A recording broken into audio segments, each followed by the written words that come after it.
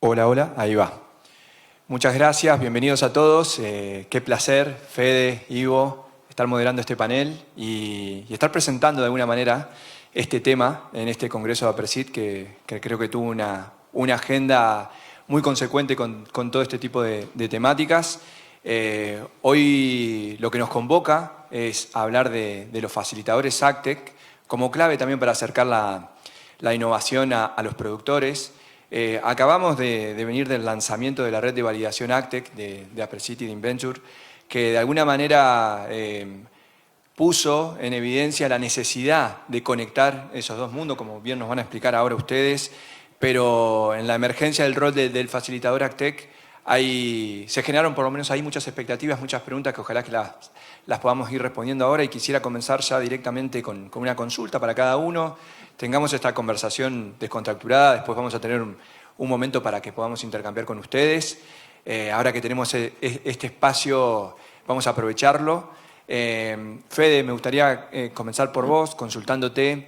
¿De qué se trata esta figura del facilitador ACTEC según tu perspectiva? Bueno, muy buenos días. Muchas gracias, Fede. Muchas gracias a Presid por la invitación, por la posibilidad de participar acá en nombre de ICA. Agradezco a quienes están participando, al público, que con el último suspiro llega a una de las últimas charlas. Esperemos poder decir algo que haya valido la pena. Que no hayan escuchado todavía. Que no hayan escuchado y que valga la pena, como para que no salgan de acá diciendo ¿para qué me quedé una hora más?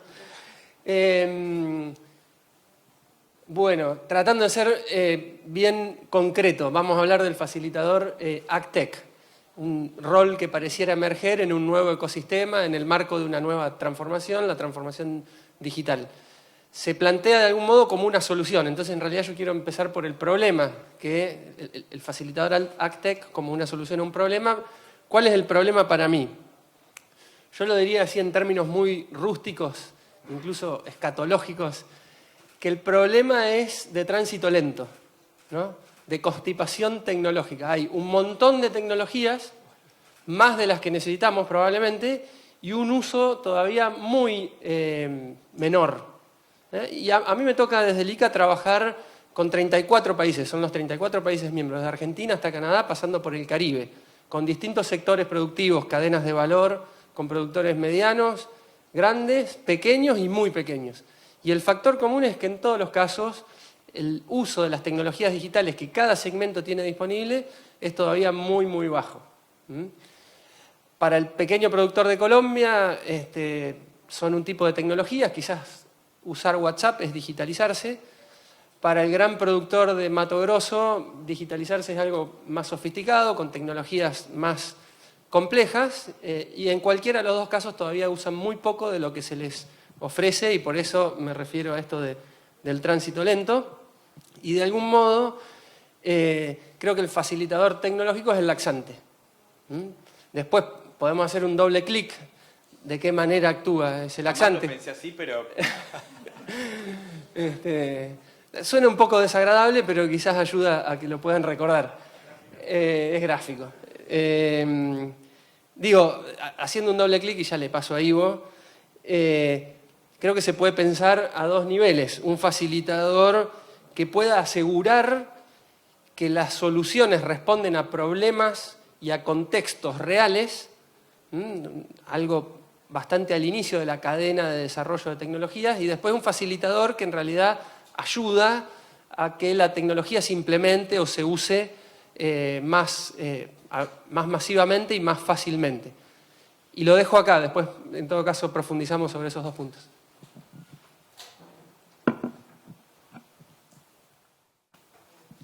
Bueno, evidentemente todo esto de comunicar ideas nuevas requiere cada vez de más creatividad. Y yo en esto de dar más creatividad pensaba, por lo menos en arrancar lo que les quería contar, leyendo una poesía de un amigo mío que es productor agropecuario y se propuso hacer poesía gauchesca del siglo XXI. Y dice así: recorrer mirando la pantalla. A veces mirar el campo es mirar la pantalla, recorrer las filas de gastos e imputaciones, como los metros de alambre que separan a los terneros destetados de las vacas. Armar la presupuestación con ojo bicho, buscar quien nos venda contra un tarjetazo, generar ingresos en los meses flojos, postergando la carga de hacienda y granos, preparar las fórmulas con paciencia, como la solución de glifo. Eso suma, porque puede realzar o dar por tierra los kilos que brotaron de las chauchas. Tener la contabilidad al día y al centavo. Pero cuando te audite el sapo fiscalizador, tener presentadas todas las declaraciones en la página del chanchito recaudador. Exportar del sistema contable de la planilla que alimente la gestión, para saber en qué se fue la plata, en qué fuimos rentables y en qué no. Cebar mate y arrancar el Windows 10. Arrancar el software antes que la maquinaria. Es lo que hace el gaucho del siglo XXI, para poner a rodar la bicicleta agropecuaria. Algún día quizás recorrer ya no sea a caballo, sino enchufado a un celular, a un helicópterito que con ojo de cóndor a batería recargable nos muestre clarito dónde está el rodeo. El tiempo va pasando, le ponemos nuestra tónica a las nuevas tareas que demanda la nueva tecnología. Hace un siglo y medio comienza el proceso de parcelización con alambres en la pampa húmeda argentina. Hasta ese momento, para hacer ganadería, porque ni siquiera se hacía agricultura, la primera empresa agropecuaria argentina era básicamente el ovino lanar, no estaban abogados. Y empezamos a parcelar la tierra y empezamos a tener abogados. Hasta más o menos 1930 se pagaban muy pocos impuestos internamente en Argentina. El Estado Nacional se financiaba básicamente con el comercio exterior. En 1930 nace por primera vez y de manera momentánea por una emergencia económica el impuesto a las ganancias. Y a partir de ese momento, para producir se necesitó un contador. Y casi paralelamente, el conocimiento desarrollado por la sociedad para poder hacer ganadería y agricultura empezó a ser demasiado complejo como para que una persona sin instrucción lo pudiera manejar, y nacen las carreras de ingeniero agrónomo, por lo menos en la Argentina. ¿Qué quiero contar con esto?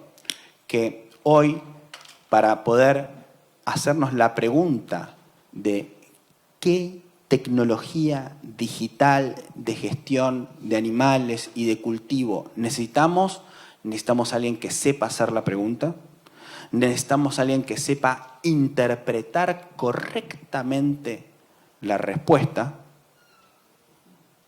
y necesitamos a alguien que entienda el cuello de botella a la hora de invertir en esa solución.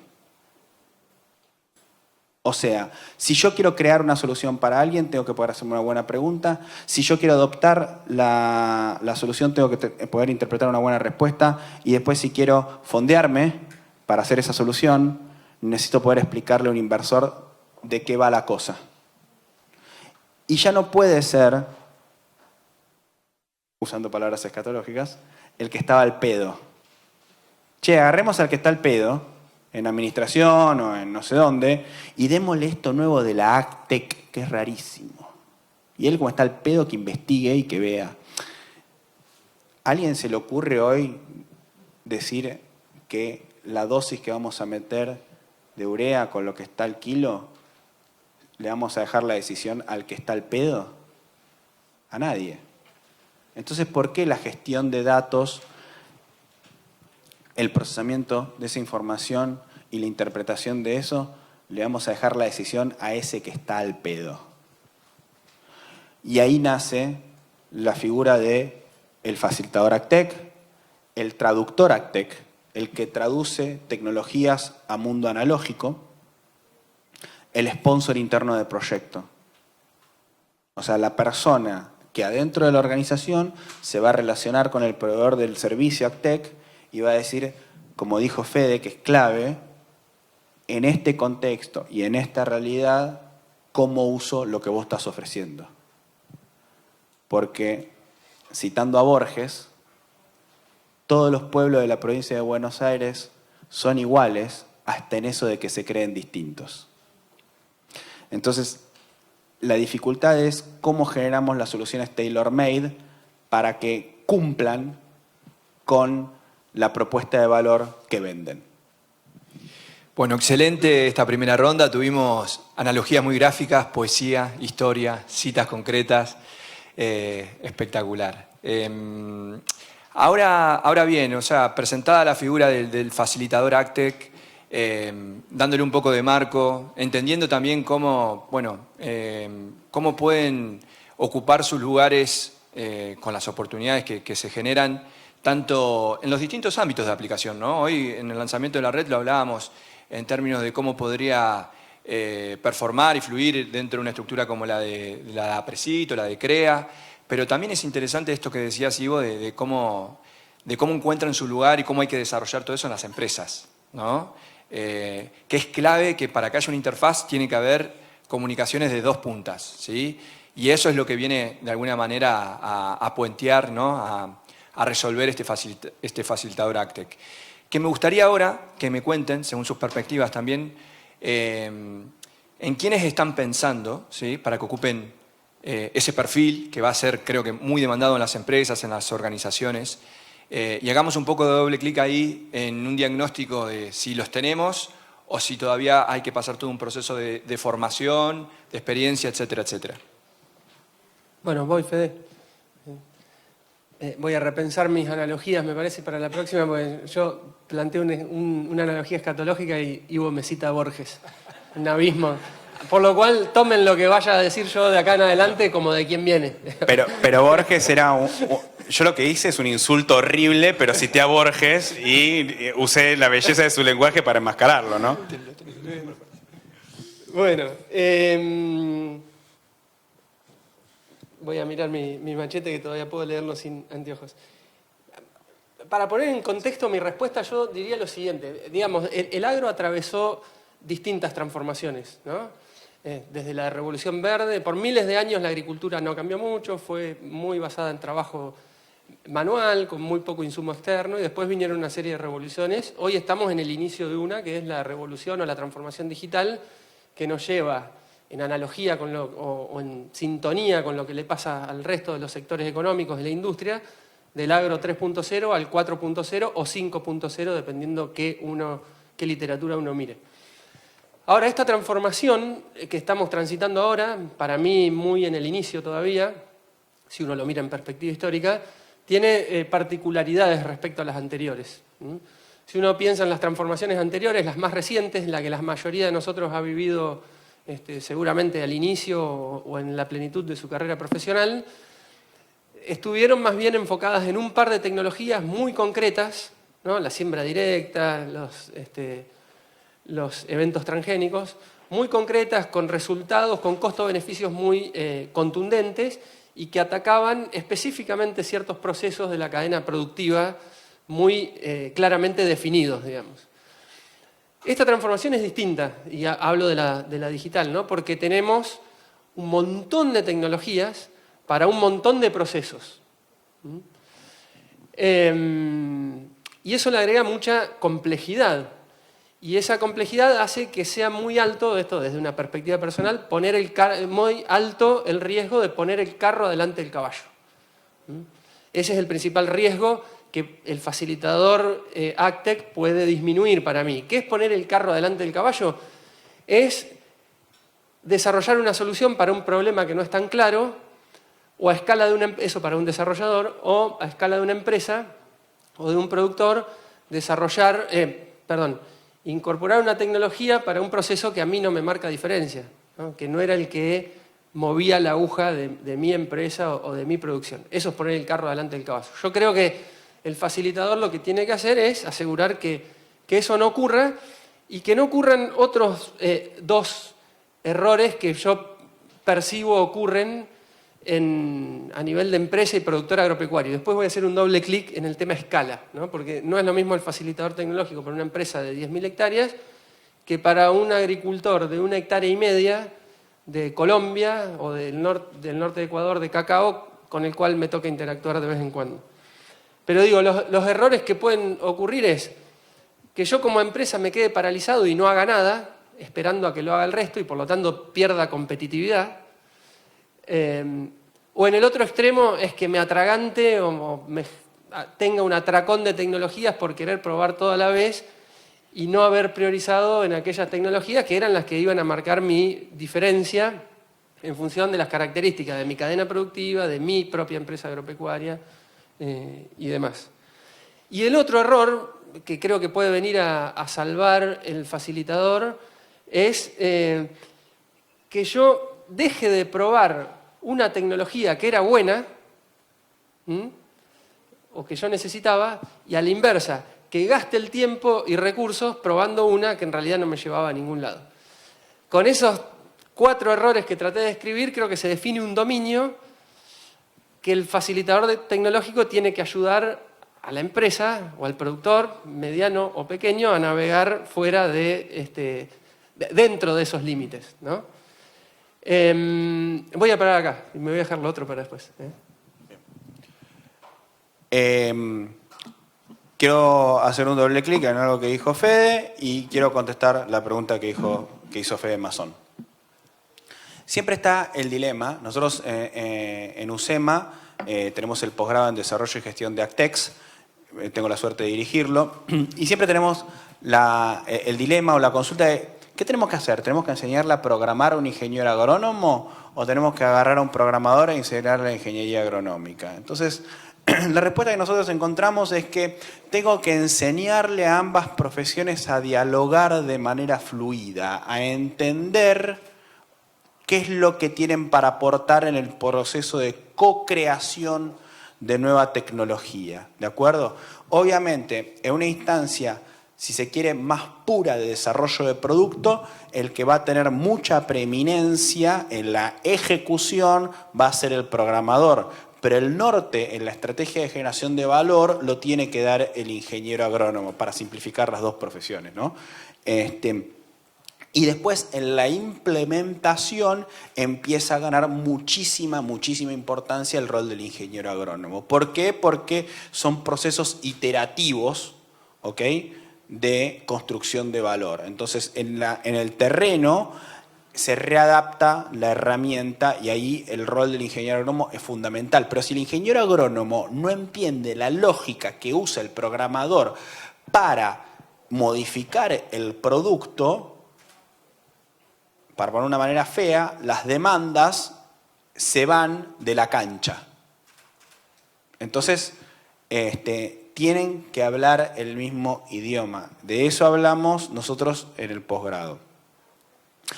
Una cosa que había dicho Fede, que me parecía muy relevante destacar, es relativo a la oferta que hay. Que hay un montón de oferta de soluciones para múltiples necesidades y obviamente para una misma necesidad hay muchas soluciones, ¿no? Y esta es una industria dominada por una lógica, que es la lógica del ingeniero agrónomo. Debe haber pocos sectores de la economía donde hay una profesión que es tan preeminente. O sea, uno va, no sé, a la industria textil y no son todos diseñadores, digamos. O uno va a la industria automotriz y no son todos ingenieros industriales, ¿eh? Esto es muy especial en el agro. Y acá es donde la lógica del ingeniero agrónomo de el cuidado de la escasez de los recursos y lo que dijo Fede recién, ¿no? de justo invertir este tiempo en una solución que no era la correcta o la necesaria para ese momento, que yo tengo una manera más coloquial de decirla. Un productor o un ingeniero agrónomo va a ver en su vida 25 o 30 campañas. ¿Cómo va a elegir un 30avo de su vida en probar tu tecnología? Porque tu tecnología se merece uno de mis 30 años. Son valiosos, macho. Entonces, y con esto cierro y no me quiero pisar, que es, hay muchas tecnologías para la misma solución porque necesitamos de un fondeo y un negocio para que haya un entrepreneur que quiera buscar la solución. Hay muchos estándares y hay una disputa de estándares tecnológicos porque en el fondo también acá hablamos de plata. La billulla, importante. Los 3 pilares de la sostenibilidad son primero el económico, porque si no, no hacemos actividad, después el medio ambiente, o juntos el medioambiental y social. Pero tiene que haber billulla. Entonces hay una competencia por preeminencia de estándares tecnológicos. A un economista que no tiene la mentalidad del ingeniero agrónomo, eso no lo asusta en lo más mínimo. La libre competencia de la oferta buscando dar una solución a la demanda va a organizar cuál es la solución preeminente y se van a desperdiciar recursos necesariamente. El juego, obviamente, del facilitador AgTech es hacer que ese proceso sea lo más eficiente posible. Pero que va a haber 6 empresas ofreciéndote soluciones de monitoreo de cultivos con imágenes satelitales, no me asuste lo más mínimo. No me asusta lo más mínimo. Bueno, en esto, Ivo, quiero tomar un punto que me parece súper interesante, que hoy se planteaba el hecho de que lo que hay que hacer sistemáticamente es allanar el camino, ¿sí?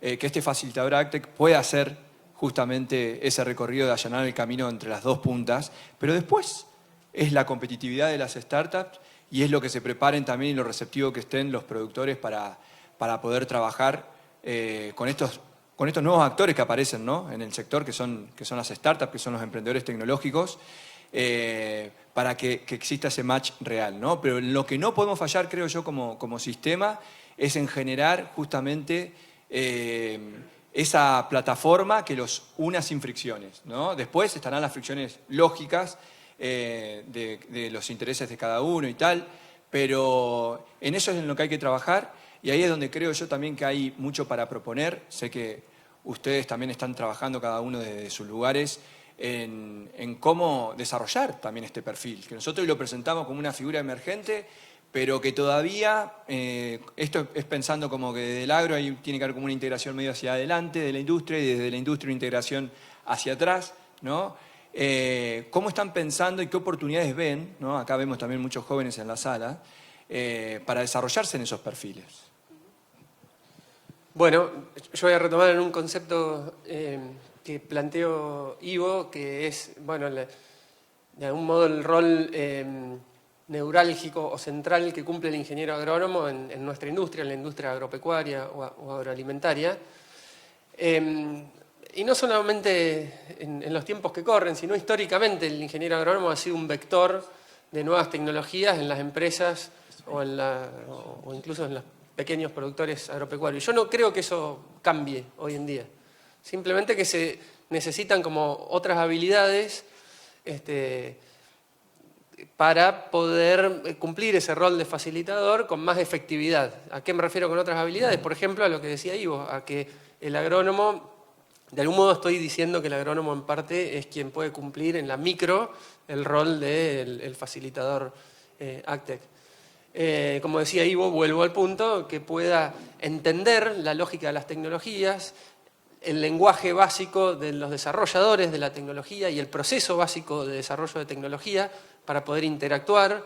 En el panel anterior planteaban que a diferencia de la revolución tecnológica anterior, en donde había todo un proceso de desarrollo y después te ponían la tecnología arriba de la mesa, este esquema actual de desarrollo de tecnologías digitales permite como una iteración y una co-construcción o co-desarrollo, como le llaman, desde etapas muy tempranas, incluso desde antes del inicio del desarrollo, cuando todavía se está pensando en qué tipo de tecnología desarrollar. Yo creo que eso ayuda a que se enfoque el desarrollo en problemas y en contextos reales que el agrónomo, inserto en el medio productivo, en empresas, en el asesoramiento a pequeños productores, tiene un rol importante que cumplir. Creo que la plataforma que se lanzó va a facilitar eso, porque todo al fin del día necesita institucionalidad. Todo, para que ocurra. Puede ser más liviana, más pesada, más eficiente, más ineficiente esa institucionalidad, pero la institucionalidad nos ordena como sociedad. E incluso en cuestiones tan técnicas como estas, ¿no? Y hablo con la red como una forma de darle institucionalidad a todo este proceso de codesarrollo, validación y testeo de las tecnologías. Me fui por las ramas, pero vuelvo al punto. Digo, ese facilitador en definitiva tiene que entender de la empresa agropecuaria a la cual quiere llevar esas tecnologías, tiene que entender de las tecnologías, tiene que poder dialogar con quienes las desarrollan. Yo creo que los planes de estudio de grado todavía no corren a esa velocidad, ni mucho menos, pero hay todo un entorno informal que se va institucionalizando de a poco, que va brindando herramientas y plataformas para que eso ocurra. Los institutos de investigación, los INTAs, y no me refiero solo al de Argentina, me toca trabajar con casi todos los de América Latina y el Caribe, también se dieron cuenta que necesitaban repensar su rol de facilitadores tecnológicos y desarrolladores que han sido también en otra época, con un rol protagónico, para ver cómo se colocaban y en dónde en este nuevo escenario de desarrollo de tecnologías. Y también me consta, he trabajado con ellos, en que están alistándose y muy bien, y muy ordenadamente, y muy coordinadamente entre Embrapa, INTA, INIAS de los distintos países para ver cómo cumplen ese rol de facilitador. Ya voy a terminar ahora, y lo engancho con lo que decía antes, ese rol de facilitador no es lo mismo para una empresa de 10.000 hectáreas que para un productor pequeño de 1 hectárea o de media hectárea. Entonces, en un caso, la empresa más grande puede tener un equipo, una persona especialmente designada y ocupada de centralizar todo lo que tiene que ver con tecnologías. A medida que te bajás en escala, eso no es posible, porque la estructura o la escala de la empresa no da. Bueno, no voy a ir al detalle de eso. Y entonces empieza a cobrar mucha importancia toda la institucionalidad de nuevo, y en especial la institucionalidad pública que hay para que un INTA, un INIA o una red público-privada termine siendo como el departamento de I+D o de innovación de una microempresa. Y me parece que eso también hay que pensar, esos arreglos institucionales de cómo llegás. Perdón, Ivo, ya termino. No. De cómo llegás, ¿no? Porque uno en yo pensaba que nos complementamos dale. muy bien y tenemos que ir en una jaula con el circo por distintos pueblos y seguir explicando. Pero por eso, dale nomás. No, termino con esto, ¿no? Porque uno está pensando en la institucionalidad para Argentina, que tiene un cierto perfil de producción, pero después al final la agricultura termina siendo la industria más desconcentrada y diversa. Lo fue, lo es y lo va a ser por mucho tiempo más. En cualquier país donde caes hay más de 100.000 productores. 200.000, más de 2 millones en Brasil, más de 2 millones y medio en Colombia. Entonces, es muy importante pensar esa institucionalidad también para otros esquemas de producción, otras estructuras agrarias distintas a las que tenemos en Argentina. Y me fui por las ramas, pero me entusiasmé. Perdón, Ivo, antes quiero hacer un solo comentario para que después también, si te sirve, Ivo, para que puedas hacer un comentario al respecto. Pero qué interesante el punto de que hoy comenzamos hablando un poco, y lo que todos se imaginan rápidamente, de la figura del facilitador AgTech, de un perfil, de una posición, etcétera, pero que interpretemos también como facilitadores AgTech a las instituciones y a las empresas, ¿no? Y cómo puede permear ese mensaje, como por ejemplo lo está haciendo hoy ASPRESIT en este congreso, que está de alguna manera presentando esa figura, y está bueno que lo entendamos así también para quienes toman decisiones acá en las organizaciones o en las empresas, que lo tengan en cuenta, que eso tiene que ser todo sistemático, ¿no? Porque si no, las rispideces van a entrar a jugar adentro. Bueno, Ivo, con eso te doy el pase. Hablaban los dos Fedes y pensaba un par de cosas. Uno, cuando pasa a los 40, acá veo varios, empieza la crisis de los 40, que está muy ligada al concepto de la finitud y el valor del tiempo y qué hacemos con nuestro tiempo. Y empieza a ver la vida como una sucesión de fases que tienen algún tipo de sentido o correlato en este quilombo enorme que es para qué nacemos y por qué no morimos, digamos, ¿no? Es un bardo eso. Y algo que lamento es que tengo pocos sub 28 o 27 en la sala. ¿Por qué? Porque esta revolución tecnológica a esos los agarra en pleno. O sea, toda su vida profesional va a estar atravesada por esta revolución. Y veo un par que digo, bueno, sí, están escuchando porque quieren saber qué hacen en su empresa, pero no van a ser ellos los que lleven la antorcha. Lo que me lleva al punto del facilitador AgTech en términos de que hay revoluciones de productividad que no disputan la lógica de la organización y hay otras revoluciones de productividad que disputan la lógica de la organización. Vamos a un ejemplo. El patriarca de la familia dice que en el bajo se siembra así y en la loma se siembra así. ¿Por qué? Porque es así. Y punto. Y viene el portador del nuevo conocimiento de ambientación de lote, de segmentación, de microsegmentación de parcela, etcétera, etcétera, y le dice, me parece que en el bajo deberíamos hacer otro cultivo y en la loma otra cosa. Y encima estoy mucho más conectado a los mercados de insumos y de productos que vos, y la relación insumo-producto me parece que este año podríamos probar con una cosa que se llama camelina, con un contrato, con una trader. ¿Viste? Las traders, ¿viste? Son el demonio para el patriarca. ¿Viste? ¿Qué contrato? ¿De qué? Entonces, esta revolución tecnológica nos ayuda no a producir más con menos, que después quiero hacer un asterisco y dejar esa idea ahí un segundito, sino que nos dice qué decisiones tenemos que tomar y viene a cuestionar la cadena de mando de la organización agropecuaria.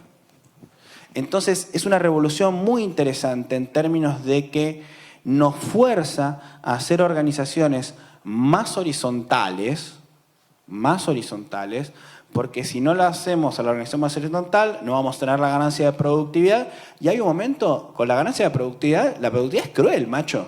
Es re cruel. En un mercado de price takers, o te adaptás, o la nueva función de producción de la industria, le estoy hablando muy en economista, ¿se lo quieren más concreto?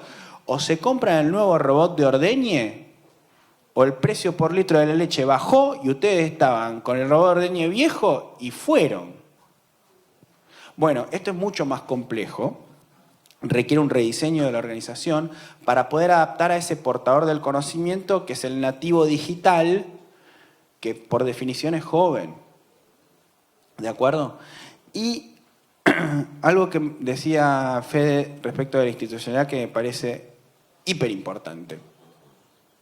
La innovación es un proceso muy complejo. Marcelo Torres en la inauguración del Congreso decía, el productor se juega el cuero cuando innova. Y volvemos a la historia de las 25 o 30 campañas de cada productor agropecuario. ¿Y por qué nace APRESID? Porque tenemos que bajar la barrera de entrada a la innovación. Eso quiere decir que si todos estamos validando una tecnología en conjunto, le bajamos el costo a la validación y la hacemos infinitamente más rápida. Imagínense si ustedes tuvieran que validar un inoculante en un lote solo. Se les va la vida productiva evaluando ustedes solos un inoculante. Entonces, ¿qué hacen? No, tenemos una red como APRESID que va desde el sudeste, desde la Nor Patagonia hasta Metán, y están todos un año evaluando el inoculante. Y en un año sabemos si el inoculante es bueno o no es bueno.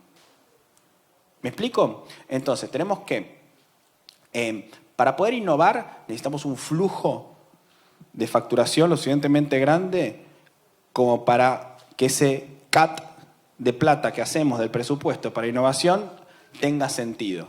¿Ok? A su vez, necesitamos un balance con un activo tan grande para que lo que exponemos de capital no sea tan riesgoso. Y después necesitamos ir juntos para no comernos nosotros todo ese riesgo que implica innovar. Entonces, este es un tema mucho más largo. APRESID, como los matrimonios, tiene que renovar sus votos. Los próximos 25 años de APRESID pasan por acá, entre 2 o 3 tecnologías más. Pasan por acá. Hay que renovar los votos. Hay que entender por qué estamos casados de vuelta.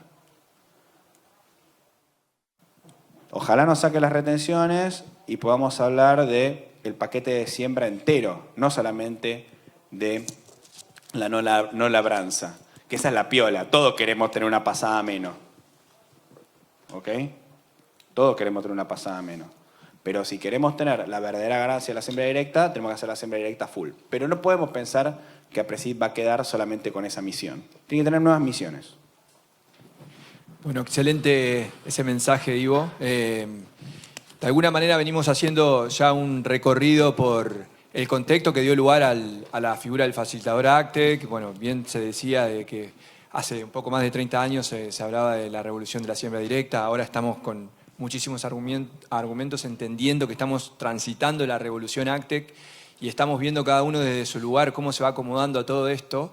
Y acá el aporte creo que va en el sentido de mostrar esta figura como una posibilidad de ya ir materializando, ¿sí?, acciones en términos de dejar de quejarnos de alguna manera y empezar a aprovechar y hacer jugar las tecnologías a favor, ¿no? Que está demostrado el potencial que tienen, pero si realmente no llegan a donde tienen que llegar y de la forma que tienen que llegar, no tiene ningún sentido y no hay ninguna innovación real, ¿sí? Así que con esto quiero abrir un último minuto para cada uno para que pueda dejar su conclusión sobre todo esto y después vamos a escuchar alguna pregunta, así nos quedan unos minutos para que ustedes las puedan responder. Bueno, no sé si conclusión, sino agregar un par de cosas que recién chequeaba que me olvidé. Muy rápido. Si pensamos más en el tipo de empresas típicas de la agricultura y ganadería extensiva de Argentina, ese rol de facilitador o coordinador ACTEC, creo que es bueno que esté personalizado y no distribuido en un equipo, que sea quien centraliza, tanto sea a lo interno de la empresa, la evaluación de las tecnologías, el vínculo con el equipo, la capacitación del equipo, como hacia el proveedor de la tecnología, las propuestas de mejora, las ideas para co-desarrollo y demás. Cuando trabajaba en CREA y mirábamos muy de cerca por qué, incluso dentro de CREA, que son un conjunto de empresas innovadoras, había algunas que innovaban mucho más rápido y otras no tanto. Una de las variables que distinguía a una de otra, se puede hablar horas y horas de esta, pero era, obviamente, empezaban primero en las que más interés o curiosidad tenían en las nuevas tecnologías, las innovadoras tempranas, pero después la diferencia la marcaba el tiempo que dedicaban. Esto lleva tiempo. Escanear las tecnologías, evaluarlas, ver cuáles son mis prioridades, ver cuál coinciden. Como decía Ivo, para cada proceso que yo piense tengo por lo menos 3 o 4 ofertas. ¿Cuál es la mejor? No solamente pensando en el presente, cuál me sirve hoy más a mí, sino tratando de proyectar cuál de estas va a sobrevivir para no quedar enganchado de una, porque va a pasar, lamentablemente, de una que de repente o no sobrevive o se integra con otra y demás. Y quería destacar también como punto último el rol que cumple el servicio técnico de las startups. Nosotros venimos, Jeremías Lachman es un economista con el cual trabajamos en el ICA de acá de Argentina, que mira muy especialmente temas de innovación, y venimos analizando casos de digitalización. A través de startups que ya tienen muchos usuarios, hablamos con los usuarios, le preguntamos, bueno, ¿qué funcionó, qué no, cuáles eran las barreras, cómo las superaste? Y es clave en todos los casos en los que fueron exitosos el apoyo y seguimiento que tuvieron desde el servicio técnico de las startups. El mensaje para las startups es un costo, obviamente, dar servicio técnico, apoyo y capacitación constante, pero eventualmente reditúa. Un rédito que en el corto plazo se lo puede llevar esa startup, también estás trabajando para las otras que hacen lo mismo que vos y te compiten, pero es el costo de ser el pionero. Entonces ahí hay un rol que va mucho más allá del desarrollo de la tecnología de las startups, que es el de facilitador también. Punto. Con cada nueva tecnología se crea riqueza y se abre una nueva línea de negocios. ¿Ok? El mecánico, con la maquinización de la agricultura. Digamos, esta es la oportunidad que tienen ustedes de realmente seguir generando valor de manera proactiva en el sector fuerte y apropiárselo. Digamos, si ustedes tienen miedo de que la IA los reemplace, dominen ustedes a la IA. Porque la IA, hoy le pedís que te cite un paper y te lo inventa. Pasa eso, bastante de hecho. ¿Ok? Y todos los pueblos de la provincia de Buenos Aires son iguales hasta en eso de que se creen distintos. Los lotes en serio son distintos. Entonces, ustedes tienen que saber cómo hacerle la pregunta a la IA para este lote. A mí no me importa cómo funcionó tal tecnología en Salta. Yo estoy en 9 de julio. Quiero saber cómo, y ni siquiera estoy en 9 de julio, estoy en la zona de los campos bajo de 9 de julio. Quiero saber cómo funciona ahí la tecnología.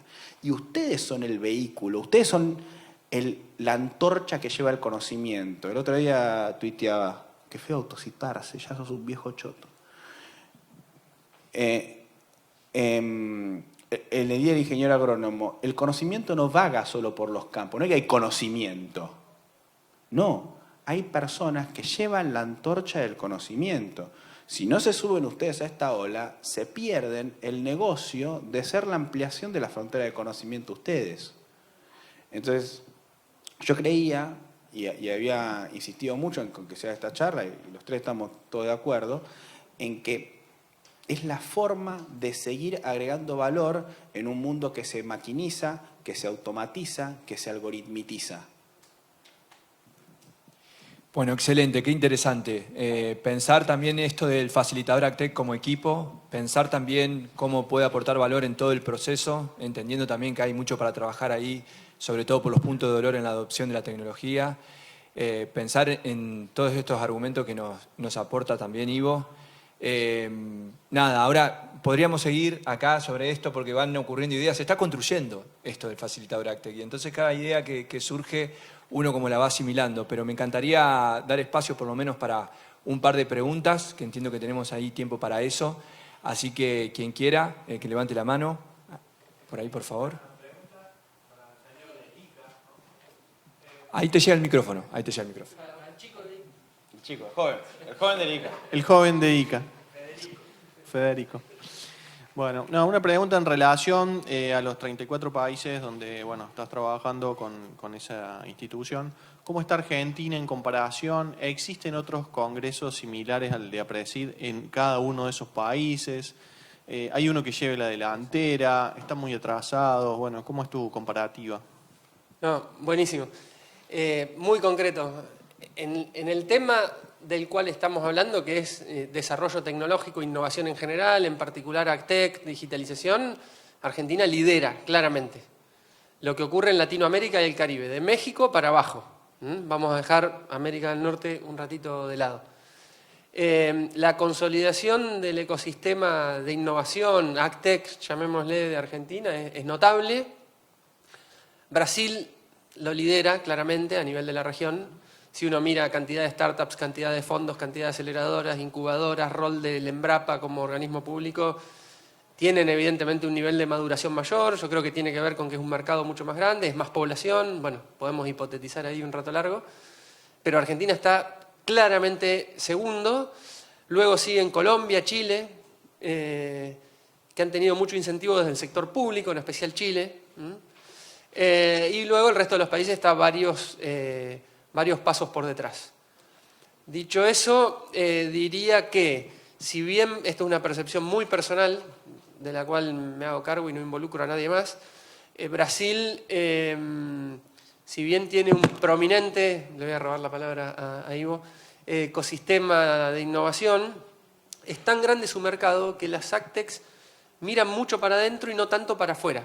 Una generalización muy general, valga la redundancia que hago, y eso nos da una oportunidad a nosotros como argentinos para ir al resto de los países. Una dificultad para ir a Brasil y una fortaleza para ir al resto de los países. Entonces nosotros hacemos desde el ICA, en la sede central en Costa Rica, que es donde yo trabajo, convocatorias a startups, y recibimos un montón de Argentina, pocas de Brasil, y cuando elegimos la de Argentina, digamos, tenemos que poner un tope a las ganadoras de Argentina, porque si no copan toda la agenda, es sospechoso, mucho argentino en el ICA, tenemos que cuidar esas formas. Pero en resumen, lideramos muy bien, y no hay eventos como esto, de esta dimensión. Nosotros trajimos comitivas ahora de distintos países, incluso del Caribe, quedan impactados con eventos como estos, porque no existe nada que se le parezca. Te hago un doble clic ahí. De los países productores exportadores de alimentos del mundo, Argentina es el que tiene en promedio la edad más joven de agricultor, 44 años, y es 4 años más joven que hace una década y algo. O sea, éramos de los más jóvenes y decreció la edad promedio, lo cual habla de la inmensa atractividad que tiene, contrario al prejuicio, la inmensa atractividad que tiene el sector agropecuario para renovar a su gente. Estados Unidos, 56 años, y cada década que pasa son 10% más viejos en promedio. ¿Okay? Y el segundo dato que me parece ultra relevante, en el otro tenemos un problema. Brasil es un poquito más joven que nosotros y también decrece con los años. O sea, tenemos al lado tenemos al gran competidor que está en la misma, digamos, entre comillas. Pero tenemos una ventaja. Nuestro productor agropecuario, la mitad tiene título universitario y la cantidad de ingenieros agrónomos por hectárea cultivada que tenemos es la más alta del mundo, digamos. Entonces somos terreno fértil para producir. Hay una explicación de por qué pasa lo que Federico cuenta, ¿de acuerdo? Obviamente a uno le gustaría que sea más, pero hay temas de rentabilidad ligados, en mi opinión, a las retenciones y por suerte el cepo que no va a volver, esperemos, que hacen que toda esta tierra fértil que hay produzca mucho, pero todavía produzca poco respecto de su potencial. ¿Ok?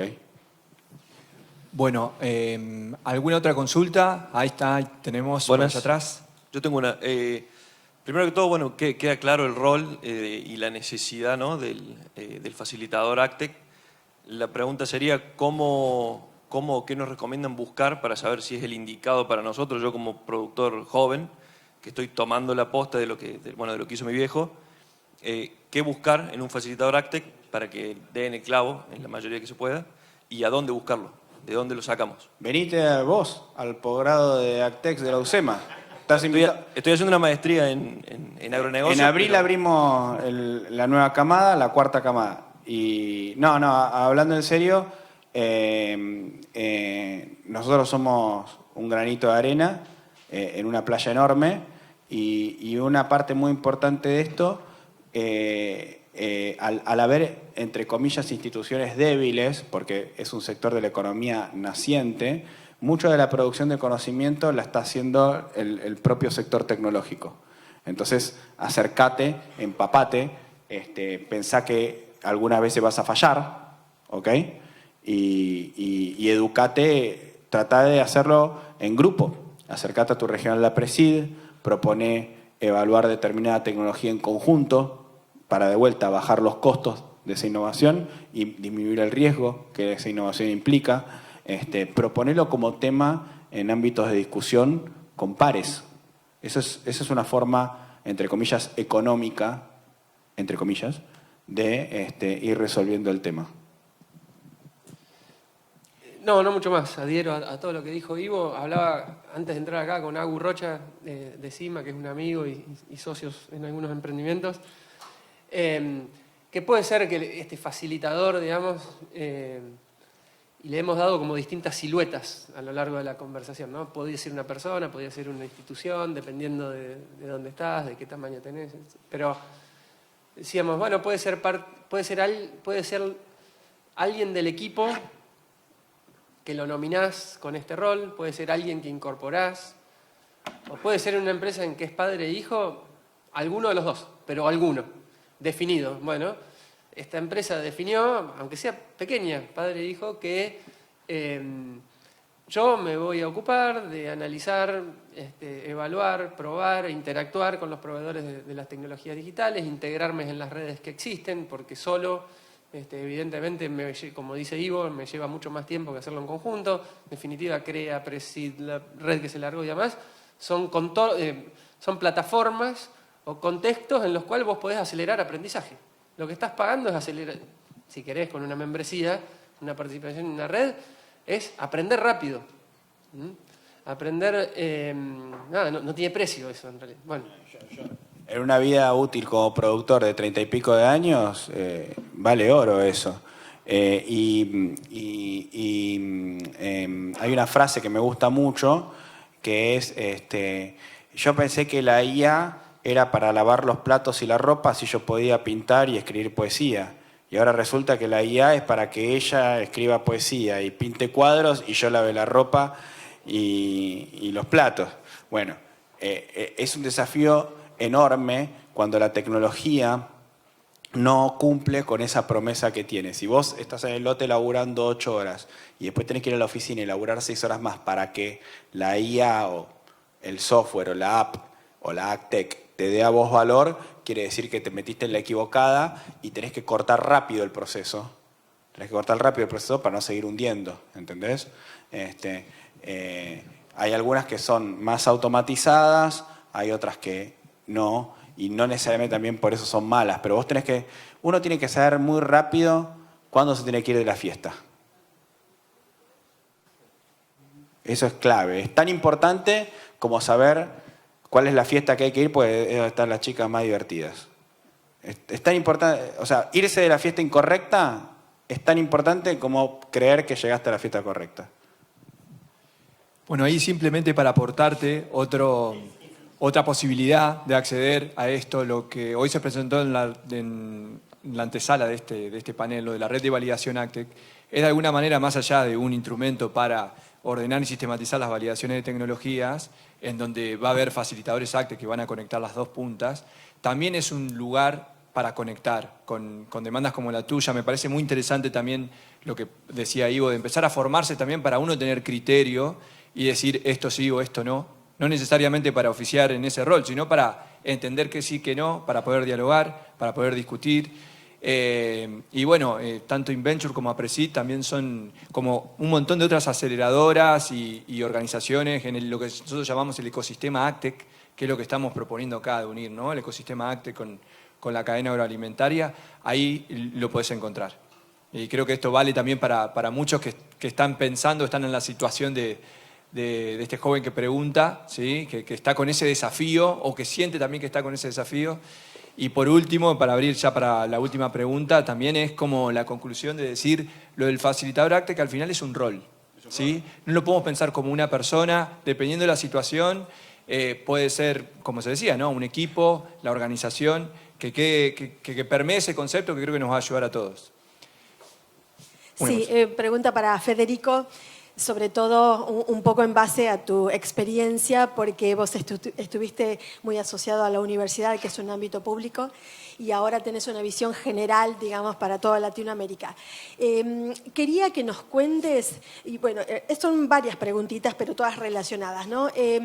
Presencia, rol, futuro del sector público, llámese INTA, universidades y CONICET, en estas cuestiones, ya sea como facilitador o como una interfase, porque ahí es donde está mucho del conocimiento, ¿no? Entonces, por ejemplo, me preguntaba, cuando mencionabas estas convocatorias EICA, ¿cuál es el porcentaje de presencia de grupos en donde haya articulación público-privada? Me hacía esa pregunta, si hay una demanda o no por esas convocatorias.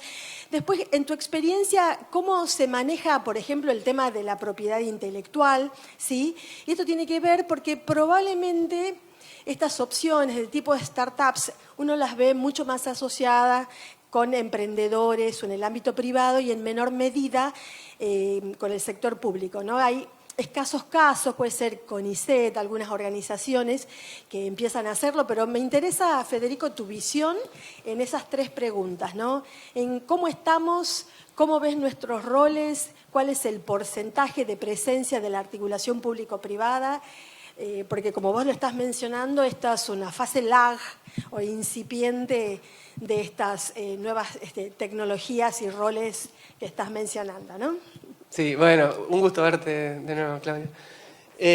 Bueno, yo doy mi modesta mirada que inevitablemente... Yo voy a dar la mía que no es modesta, pero no importa. Primero, la cara visible de la movida que está ocurriendo son las startups. Están como de moda. Yo mantengo objetividad, soy fundador de startups, pero son la cara visible, pero de todo un ecosistema súper complejo que involucra no solamente al sector privado, que tiene un rol muy activo en esta transformación tecnológica, sino también al sector público. Al menos por dos cosas. Y sí creo que, en especial los institutos nacionales de investigación y extensión, acá lo tenemos todos juntos, en otros países separado, digamos, han cumplido un rol irreemplazable en transformaciones anteriores y y están de alguna manera evolucionando o pensando cómo evolucionar su rol para esta nueva transformación. Y hay dos cosas que para mí son fundamentales de lo público-privado. Primero, la mayoría de las tecnologías que están digitales, que están disponibles, no me voy a meter en las biológicas, pero también construyen sobre algún bien público digital. Entonces, muchas se basan en imágenes satelitales, en el desarrollo del geoposicionamiento satelital, en datos climáticos, en datos de suelos, que son bienes que en su momento generó el sector público y que va a seguir generando en general el sector público porque necesita una escala que en general el sector privado no puede abordar. Entonces, yo siempre lo visualizo, no sé si la analogía va a ser, no es escatológica ahora, pero no sé si va a ser gráfica, es como una caja de Petri donde tenés un sustrato. El sustrato son los bienes públicos digitales y las bacterias, digamos, los microorganismos son las startups, que lo que hacen es terminan poniendo en valor, procesando ese sustrato, bienes públicos digitales que no llegaban, bienes públicos, llamémosle, digitales le agregamos, que no llegaban al usuario, al destino, porque tampoco era exactamente ni es el rol de esas instituciones públicas. Eso por un lado. Por otro lado, yo creo que, y en función de lo que me ha tocado trabajar últimamente, incluido el INTA Argentina, con quien tenemos mucha relación, este rol de facilitador, para ponerle la palabra que estamos usando hoy acá, ¿no? Primero, de ayudar al codesarrollo, de ayudar a vincular a las startups con productores, de ayudar a evaluar críticamente la tecnología, de evaluar críticamente el impacto de la tecnología. Porque los institutos, y no hablo solo de Argentina, hablo en general lo que me toca ver, mantienen una cuota de confianza merecida por parte del público en general, necesaria para ese filtrado de tecnologías que tenés que hacer en un mar tecnológico abrumante. Entonces, repito los dos conceptos. Uno es, mucho se construye sobre la base de bienes públicos, le agrego lo digital, y por otro lado, mucho del filtrado, de la zaranda que hay que pasar en este momento, tiene que estar en manos de organismos que tengan neutralidad, objetividad y sean depositarios de confianza de distintos actores de la cadena. Y para terminar, lo público-privado siempre es muy fácil de decirlo, un poco más difícil de verlo en los hechos. Sí, hay experiencias muy virtuosas de interacción público-privada que nosotros vemos, que luego te puedo contar, más aisladas que generalizadas, te diría, y creo que hay esto es un pensamiento personal, de nuevo, no arrastro a nadie en esto, creo que hay que pensar también en nuevos esquemas de vinculación entre el público y privado que incluyen cómo se captura y quién, el valor que se genera en esa interacción. Pues a mí me pasó desde CREA, en tanto y en cuanto esas reglas no estén definidas, vos por las dudas, como institución, te mantenés a un costado, porque no querés recomendar, porque no te corresponde, no querés beneficiar a nadie, ni dar ventaja a nadie, porque tampoco es tu rol, ni correspondería hacerlo, y en tanto y en cuanto vos no tengas reglas institucionales que definan cómo hacer bien esa interacción público-privada, yo creo que va a seguir costando. Después hay otras cosas más de la burocracia, de las instituciones, que podríamos hablar, pero bueno, paro acá para no... Bueno, Ivo, tu mirada, y además te dejo en el Breve. desafío de que hagas el cierre. Bueno, está interesante porque justo... en 1913, la fábrica de Ford, la primera fábrica de Ford, de Piquet, en apenas 8 años había producido 15 millones de autos. Y la población de Estados Unidos era de 97 millones de habitantes. O sea que habían producido el 15% de los autos de Estados Unidos. Eso nos lleva a un montón de reflexiones, demasiadas, pero me quiero quedar solamente con una. La escala, cuando hablamos de fierros, es determinante como barrera a la entrada de competidores. Ahora bien, Fast Forward 2025, Actex. Las barreras a la entrada son bajísimas. Y mientras menos hardware hay, menos barrera a la entrada hay. Eso hace que organizaciones ágiles y por lo tanto reducidas en tamaño sean las más rápidas para generar innovación. Y algo que lamentablemente me hago cargo de casi todo lo que digo, 98%, de esta parte me voy a hacer recontra cargo. Para que la innovación sea innovación, tiene que llegar primero. Parece que lo que estoy diciendo es una estupidez total, pero bueno, en la Secretaría de Agricultura con el trigo HB4 no la vieron a esa. Durante 20 años no la vieron. Entonces hoy me preguntan, ¿y la tecnología de HB4? ¿Qué sé yo? No sé. Tiene 15 años. Sí, la tenemos que poner en la carcasa de una variedad, qué sé yo, pero pasaron 15 años. Eso es innegable. Entonces, este es un proceso que lideran compañías pequeñas. De hecho, las grandes compañías se terminan comprando esas compañías pequeñas con tal de absorber esa tecnología, y muchas veces cuando entra a la lógica de la gran corporación se ralentiza la innovación y ahí es cuando le gana la otra. Una cosa fascinante de Estados Unidos es que ustedes repasan a los 10 tipos más ricos de Estados Unidos de la década de los 80 hasta ahora, cambiaron todos,